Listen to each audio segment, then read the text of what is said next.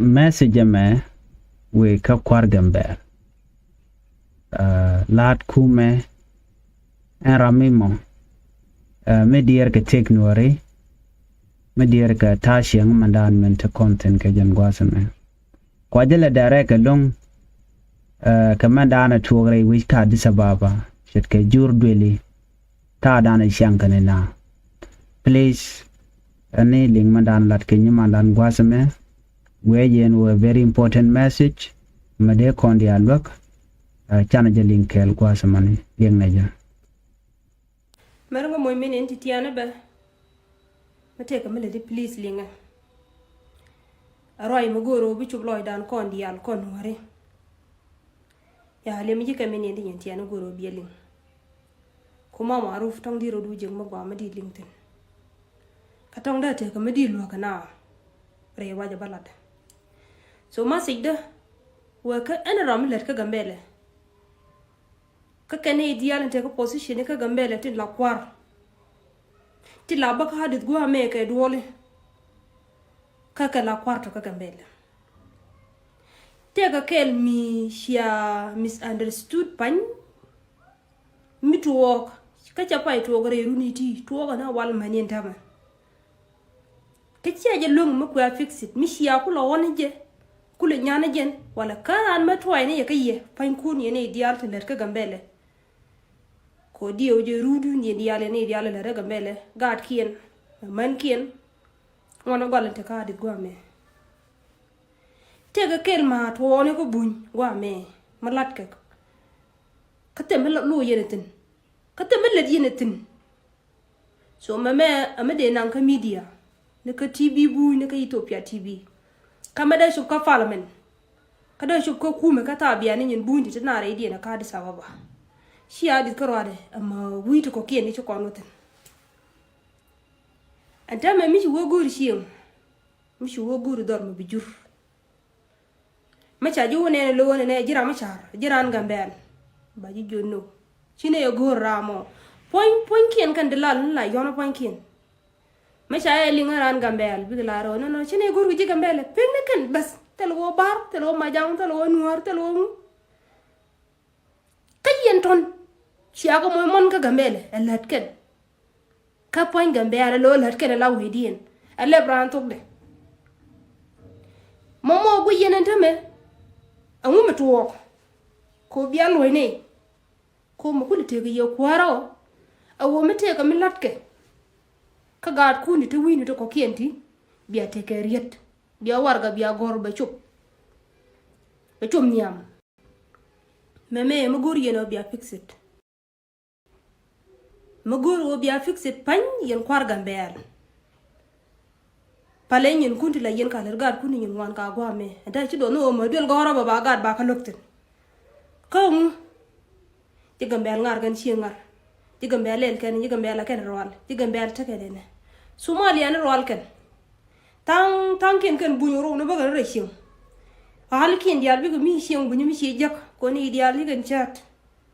bi jak che nyop che ngar yo mi jene be dun lar ko dor bunyu mi benten mi bi jak boye ru mi jene mi te mi yartun la wala de la lugu ni jin bier ya la kana ke lu bi ba bi ne ka ban pinye ci ban ne ka ban ne ka jege je bi ki ne ko la kam ban so me kwar gambel guro bi ko widu no gwa me e ti ma gur yene oda yene ti kana ka kan ji shi ni ka ti mi da wako woni ne dere ben pan de ling de lat ka tv kada wa ka warga da wako ku mi da woni am ko woni ne an rama way wala ra chen gur karan gamber ya ba ngore ti be je ka kum ko kon citizen Addis Ababa me shi kon Ethiopia me kon citizen ta kon ka passport Ethiopia magade ko ni tarar ta America mate jiran ka passport Ethiopia lo aran citizen ran go karan gar wi ta ka tinne mani basri bakane tele reason me de lar ko ne e cheni gor ko bitere ko ram joji cheni gor ji wo bi jur dora jeno go bi benefin kon yar taram bi chen kadis mari windo ko kira gor gat ko lutin ko adi ti wono ko ni je long woni ko tel me ler ko ne tu di yo ko gor ko na gat ko wo bi adul gor to go mi ka gambele sia ka ton ta lo xiang ma gwa gat chang cha ku dol gore che dol gore che bitu jel kor ni xiang jel kor xiang jen ya ga dial ko ma dol ka dit gwa me mi shiran wi jure karan ga ben bi jur ko yutu ngwan ci dem mi jur yang ka wa ya dem mi jur ke ka wa kon juwich be di way mi shira no be di meme shi ma bine tu ko kon kon ne ku la jur rin shi amma bi ye de tu ga la yen ye ne de ta ko kuma ko biya kuma mi di biya te biya kuma mi di biya te ko mi nung yen ga do me ka je o bu ko ben gor ko shi atul ko biya we biya ri alaka yen ku yen no nga city ko ko dol gor yen be kana ko gwa ma telia yen biya kule chongwa mi biya te gwa mi re mai ko ngambele mukta mu witi la wi lo shiro yalla ko ma maru fe na do to ga na tang so la de ye go kwar gambel riudun gat ken ka wi gwa me kadi ye shira ba kel ye pez mani poin gan kun dato mani poin mon kun ye poin kun jogo ye chine gor gi gambel ka jine jiran ler kum me gar ga ka turbi dun kume me dun de ni long dun jani koran ku ngi ju kwara ko te ga me bilat ka ri du balin so goro biya ku ka attention nuna goro biya ku ka attention nuna ko shi ndur ko na ka yo cha ko nda blok ci ko ne la pore ni ka chon ro do jin ga bunya ci gwar ngi ko mo to bu ro yi yen bon ci len ko na ka to bu ngen bu so please message me goro ba ku wi dun please lo ga ne me cha bay ka bay me di lo cha point da che chuk ma yen point kun che chuk amani point kun che chuk me no ngar ku ka di te bu kon ko no ka dor ran ma mar gi ki bi sing bi gor ko para pa dio ta kan tini sing ga jogu ni jano ni sing ba cha gor di ran mi che sing je che kan ka ro ling ka ne tin goro be ni sing ngan ke atuka shi ta la te ga kan bu ko bun ci kan go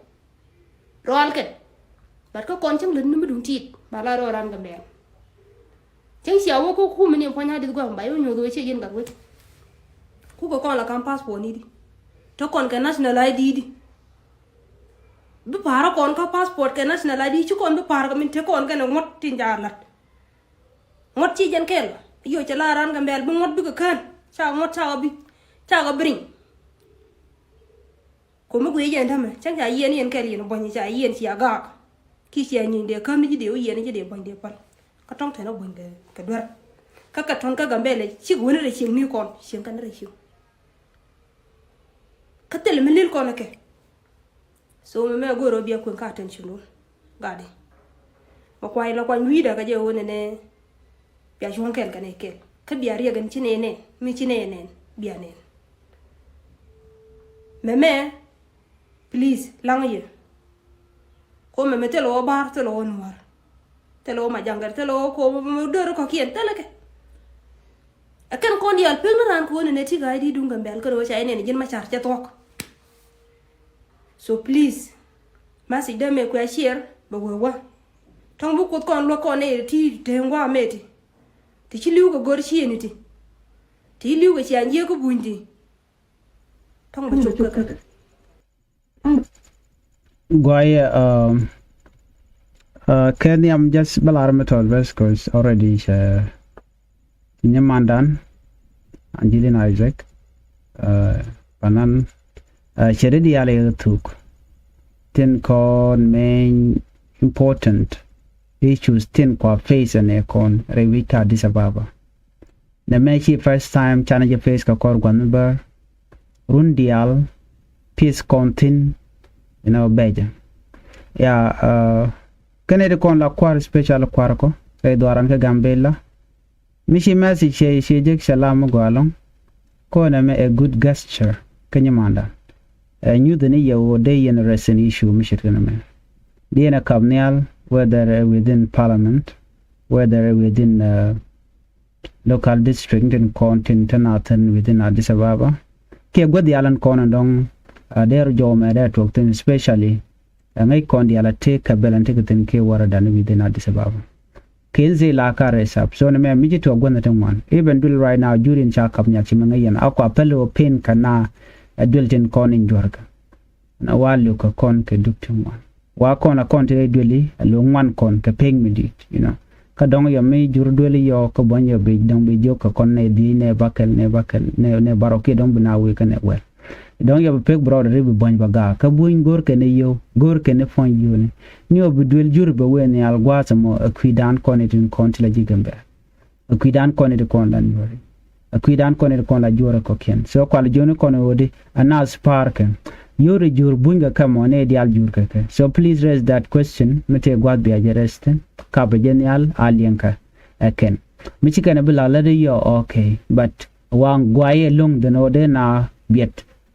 jala gorga no bana joren kam ne al yo michi kana kul logo yo ke kana ling okay then ba shu pan so gorje no bi ya kam ne al na mesir mi shalinga ne please kwaje gor bi anywane di al ko is very important of course doran ka gambela enran free kon